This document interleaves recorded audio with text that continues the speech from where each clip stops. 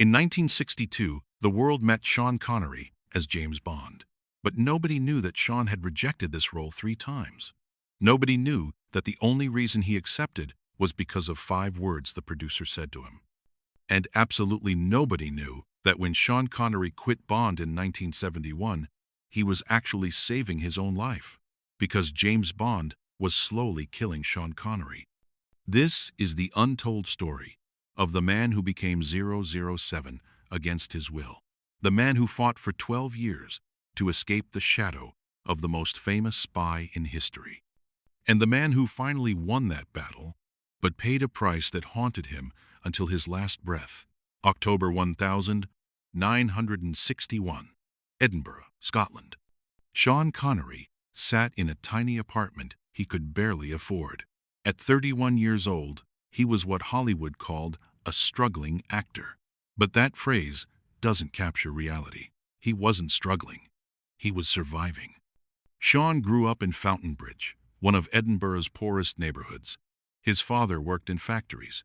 His mother cleaned houses. They lived in a tenement with no hot water and a shared toilet in the hallway. Sean left school at 13 to support his family. He delivered milk at dawn in freezing Scottish weather. He polished coffins. He joined the Royal Navy, but was discharged after 3 years. By his 20s, Sean had tried everything: lifeguard, nude model for art students.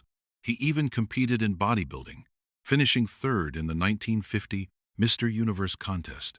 But what Sean really wanted was to act. He'd caught the bug during a production of South Pacific in London. Standing on that stage, Sean felt something he'd never felt, delivering milk or polishing coffins. He felt alive. So he pursued it. Small roles in forgettable films, television work when he could get it. He lived on nothing, trying to shed his thick Scottish accent that casting directors said made him unemployable. By October 1961, Sean had appeared in several films, but nothing made him a star. He was known as that tall Scottish guy who looks good on camera but doesn't have refinement. He was tired, frustrated, considering giving up acting entirely. Then the phone rang. The caller was Albert "Cubby" Broccoli, a film producer who'd just acquired rights to adapt Ian Fleming's James Bond novels. "Mr. Connery, we'd like you to screen test for James Bond." Sean knew the Bond novels, popular spy thrillers about a suave British agent who drank martinis, seduced women, and saved the world. The character was sophisticated, educated, charming in a very British upper-class way. Sean Connery was none of those things. He was a working-class Scotsman with rough edges and a face that had seen too many Edinburgh street fights. "I don't think I'm right for it," Sean said honestly. "Just come in for a test. No commitment." Sean agreed, mostly because he needed any opportunity, but he didn't think he had a real chance. The screen test was at a London studio. When Sean walked in wearing a borrowed suit, he immediately felt out of place. The other actors being tested were refined British men with perfect accents and aristocratic bearing, men who looked like they belonged at garden parties with the Queen. Sean looked like he belonged in a Glasgow pub brawl. They filmed his test. Sean could tell the director and producers were unimpressed. His accent was too thick, his movements too aggressive. He didn't have that smooth, sophisticated quality. Sean left thinking, well, that's that. 2 weeks later, the phone rang again. "Sean, we'd like to offer you the role of James Bond in Dr. No." Sean was stunned. "Are you sure? I thought the test went poorly." "Actually, after watching all the tests, we realized something. Every other actor looked like James Bond. But you had something else. Danger. Edge. You looked like a man who could actually kill someone." Sean should have been thrilled. This was the break he'd been waiting for. But instead, Sean felt trapped. "I need time to think about it." Cubby was confused. "What's there to think about?" "Everything," Sean said, and he hung up. Over the next 3 weeks, Cubby Broccoli called Sean 3 more times. Each time, Sean said no. Why? Because Sean understood typecasting. He'd seen actors get famous for one role, then become stuck playing variations forever. They'd become prisoners of their own success. And James Bond wasn't just any character. Bond was iconic. Bond would overshadow any actor who played him. Sean explained his concerns to his girlfriend Diane Salento, also an actress. If I become James Bond, I'll never be Sean Connery again. Every director will see me and think 007. I'll lose the ability to disappear into different characters. I'll just be Bond. Diane understood, but pointed out reality. Sean, you're 31 and broke. You've struggled for a decade. This could change your life. That's what I'm afraid of, Sean said. The fourth call came on a Thursday afternoon. Sean almost didn't answer. It was Cubby again, but his tone was different. He wasn't selling. He was trying to understand. Sean, help me understand. Why don't you want this? Sean appreciated the honesty, so he was honest back. Cubby, I'm not afraid of the work. What I'm afraid of is losing myself. James Bond is too big. He'll swallow me whole. Long pause. Then Cubby said something that changed everything. What if I promise you'll never be trapped? What do you mean? What if we put it in your contract that after 3 films, you can walk away? No questions asked. 3 films, then you're free. You give us Bond for 3 movies, then you get your life back. You get to be Sean Connery again. Sean sat with that. 3 films. Manageable, finite. A door, with an exit. 5 words, Cubby, Sean said. What? You said 5 words that just changed my mind. You can walk away. That's what I needed to hear. Cubby laughed with relief. So you'll do it? Sean took a deep breath. Yeah, I'll do it. And just like that, Sean Connery became James Bond. Dr. No started filming in January 1962 inches, Jamaica. From day one, Sean brought something unexpected to Bond. He brought danger. Other actors had played him as a gentleman who happened to be a spy. Sean played him as a killer who happened to have good manners. When Sean delivered Bond, James Bond, it wasn't charming, it was a threat. When he seduced women on screen, it wasn't romantic, it was predatory. When he fought bad guys, you believed he could actually hurt them. Director Terrence Young saw what Sean was doing and encouraged it. You're not playing Ian Fleming's Bond. You're creating your own version. Sean added touches that became iconic. The way he lit a cigarette, ordered a martini, straightened his suit after a fight, raised one eyebrow when a woman entered. These weren't in the script. These were Sean Connery. Dr. No was released in October 1962. Massive hit. Audiences loved it. Critics praised Sean. Suddenly, Sean Connery wasn't struggling anymore. He was a movie star.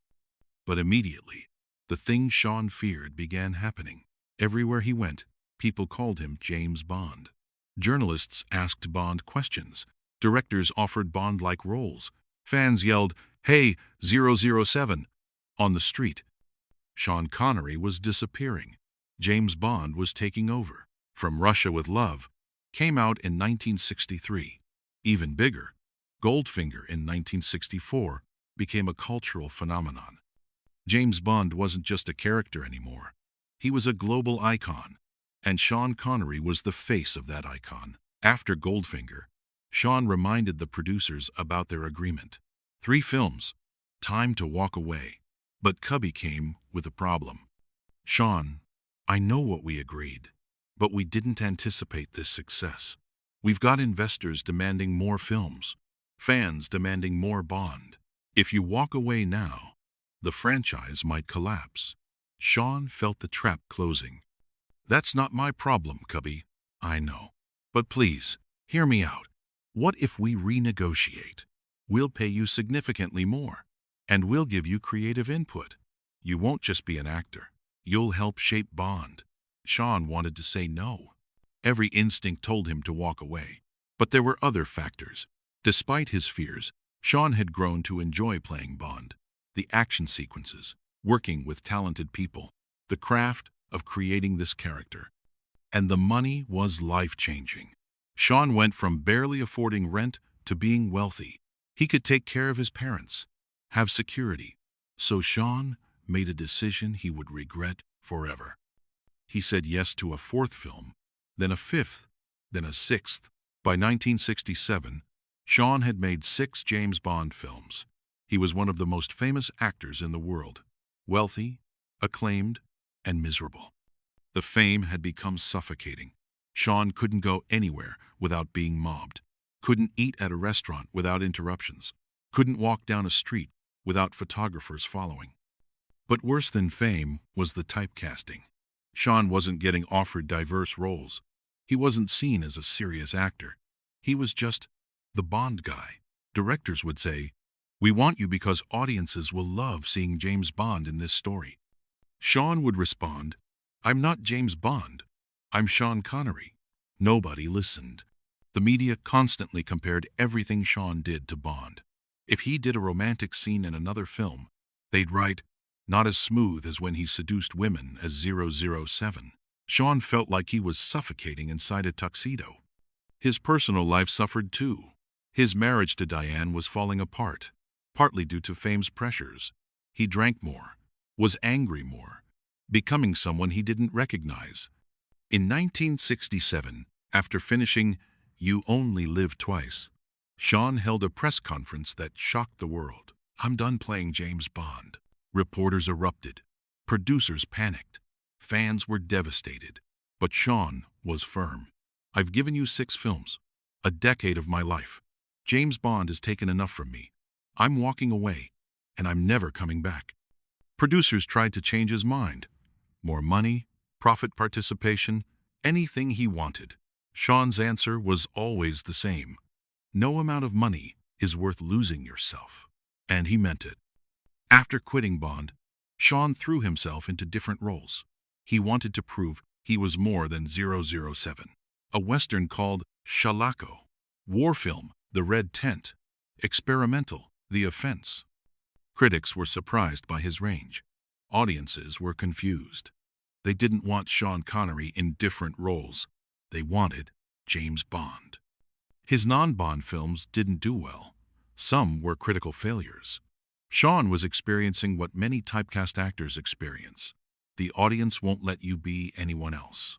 It was frustrating, but Sean persisted. He knew it would take time. Then in 1983, something unexpected happened. Producer Kevin McClory approached Sean with an offer. McClory had rights to make a Bond film outside the official franchise, a remake of Thunderball called Never Say Never Again. McClory's pitch: "Come back as Bond one last time, but on your terms. You're 52 now. Play Bond as older, wiser, more weathered. Show people Bond can evolve." Sean thought about it. 12 years had passed since he quit. After deliberation, Sean agreed, but he told McClory, "This is truly the last time. After this, never again." Never Say Never Again was released in 1983. It was a success.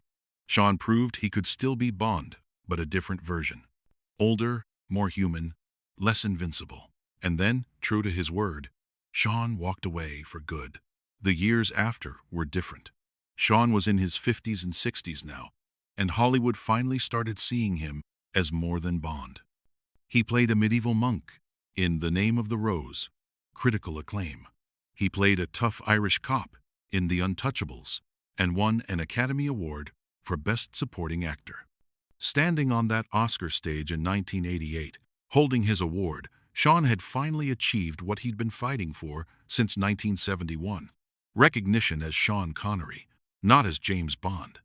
In his acceptance speech, Sean thanked everyone, then said something only a few people understood.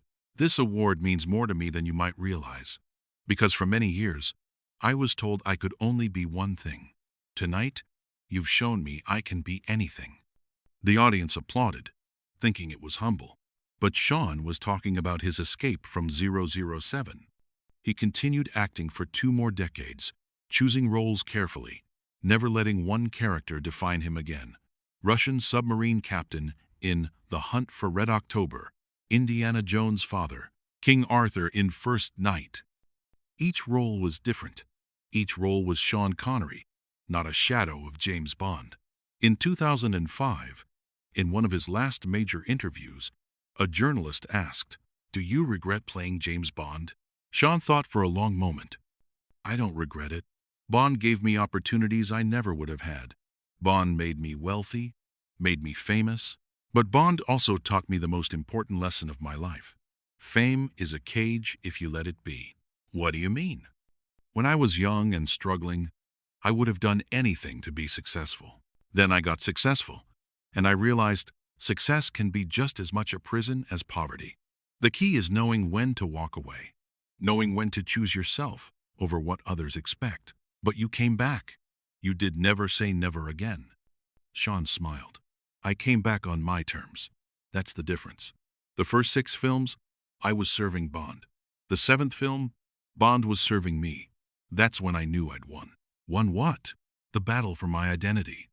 Sean Connery passed away on the 31st of October 2020 at age 90 in his home in the Bahamas. He died peacefully, surrounded by family. The world mourned the loss of James Bond, but his family mourned the loss of Sean Connery. And that, perhaps, is the most important distinction. The story of Sean Connery and James Bond isn't just about an actor and a role. It's about the price of success and the courage it takes to define yourself.